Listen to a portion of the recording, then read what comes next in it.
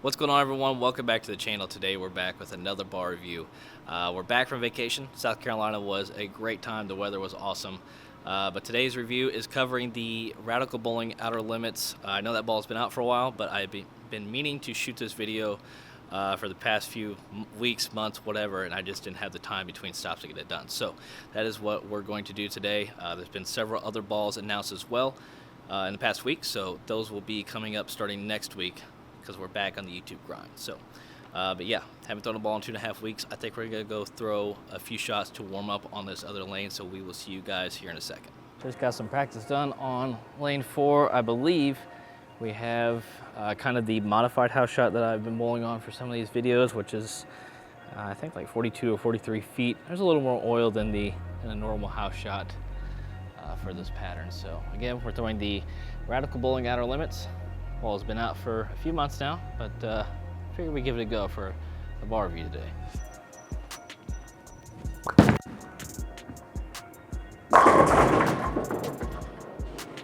Not going to lie, I actually felt a lot better than I thought I was going to when I was practicing on lane 4. I didn't have to throw too many practice shots. Feel pretty loose, feel ready to go.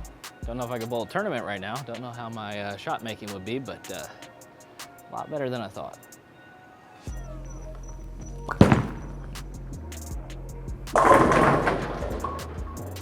I don't have the exact layout with me, but I'd say this has about a 4-inch pin, so it's laid out pretty strong for me. I think it's probably why it also kind of doesn't do anything super crazy out the end of the pattern. It's not super snappy or forward, but it kind of just has a true motion to it. So I think if I were to drill another one, maybe go a little bit weaker, maybe cleaner, and see if we can get another ball to base off of this one.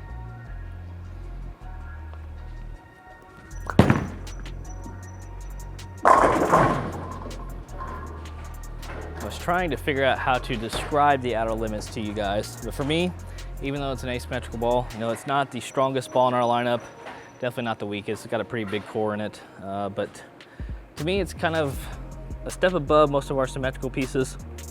It's pretty consistent, I think, for an ASIM. I think this is the most consistent ASIM that I have in my bag, and that's probably why I brought it to every pair throughout the PBA Tour. Kind of in my 6-ball arsenal, I'd bring to every pair midway through the season to the end, just because I knew what this ball would do. I think if you watch most of my videos, I don't throw too many ASIMs, but for me, this was the most consistent one. I like how it went to the pins. It was pretty round, wasn't stupid sideways. It was the right piece.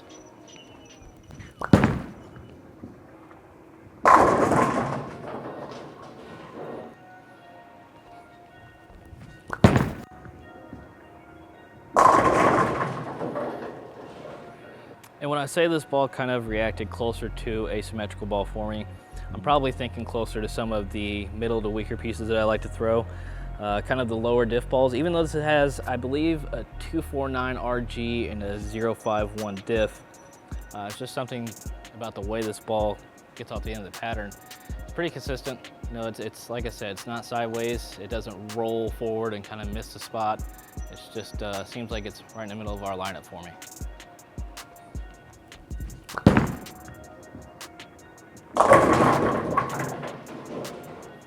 Did forget to tell you guys, this ball has some lane shine on it right now. It's not clean, definitely not clean. It's got some marks on it from throwing it on tour, but it's got a little bit of lane shine. Doesn't have the fresh surface on it at the moment, but it has the HK22 hybrid cover on this. Again, we've been using this HK22 a lot throughout all the brands. It's been very, very good, and excited to see where it goes from here.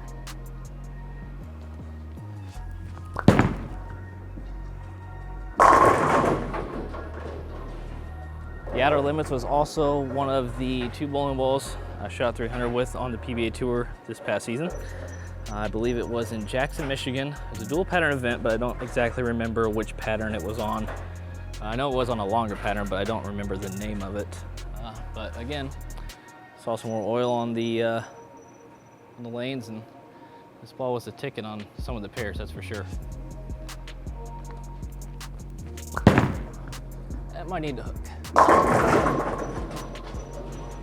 I think one thing that also stood out for me with this ball when it first came out is the colors. Hopefully you can see this. It kind of reminds me of a lighter version of the Savage Life from Columbia a few years back. Kind of got that purple, blue, silverish, black look to it, and I mean, you can definitely spot it on the shelf compared to most other bowling balls. It's a good looking bowling ball.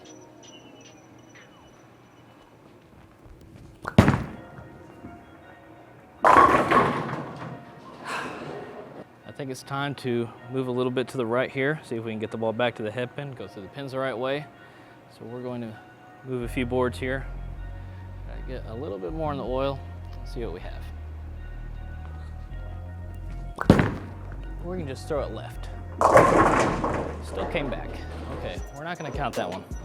But hey, the ball misses that far left and comes back. I mean, that's what I'm here for. Again, it's the same motion every single time. That's all you can ask for. All right, we're gonna try this again. I'm gonna stand right. We're gonna try not to get the ball nearly as far left down lane.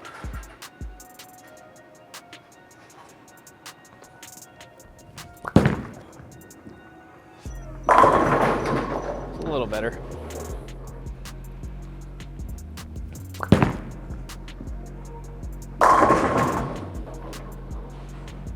Another thing to think about is I think all of my high scores from the season were all shot with reactive, and they were stronger pieces. I think I had a 300 with the speed, 300 with this outer limits, had a 299 with the innovator solid. I think I had a few 280s also with reactive. So for some reason, the urethane did not treat me as well this season.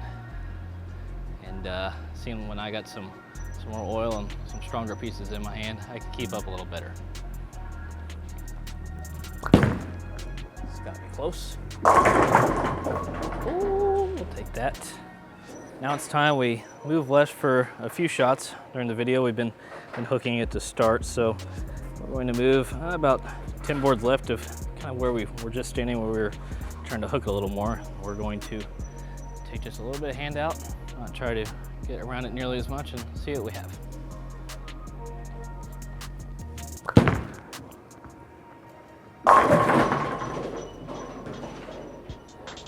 Okay, maybe I rolled it out a little too hard. That last shot wasn't exactly what we were looking for. I think I might have rolled it just a little too much. Ball went really forward down lane. So we're going to move one or two right just off of that and try to get around it just a touch more. Get the ball go through the pins this time.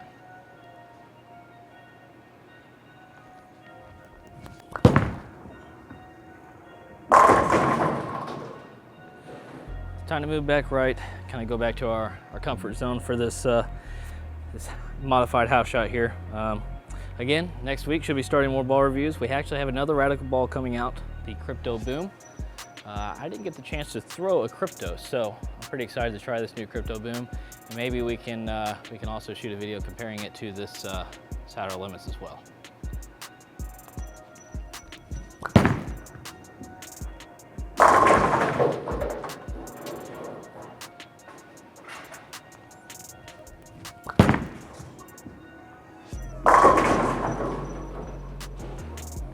I think it's safe to say that I would not be opposed to seeing other outer limits come through the lineup here in the near future. The outer limits asymmetric core mixed in with some HK22 definitely fits me pretty well. So whether it be a pearl or maybe an even stronger cover added, I would definitely like to see that.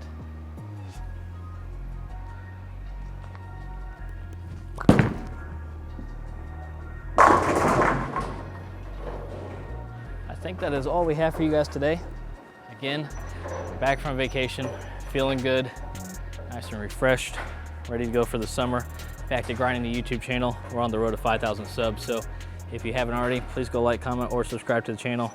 Definitely want to hit 5K subs this next month. But yeah, hopefully you guys have enjoyed this review of the Radical Bowling Outer Limits, and until next time, we'll see you then.